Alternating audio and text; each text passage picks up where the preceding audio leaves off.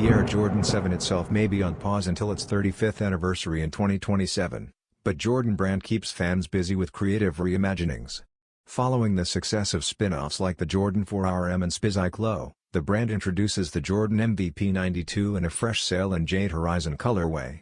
Named after 1992, the year MJ earned his third MVP and the Jordan 7 debuted, this low-top model balances nostalgia with modern flair.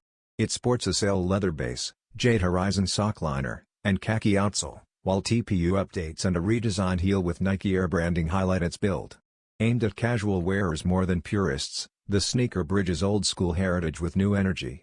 With a release slated for fall or winter 2025 at $145 via Nike and select retailers, the Jordan MVP 92 continues Jumpman's strategy of keeping spin-offs alive and thriving.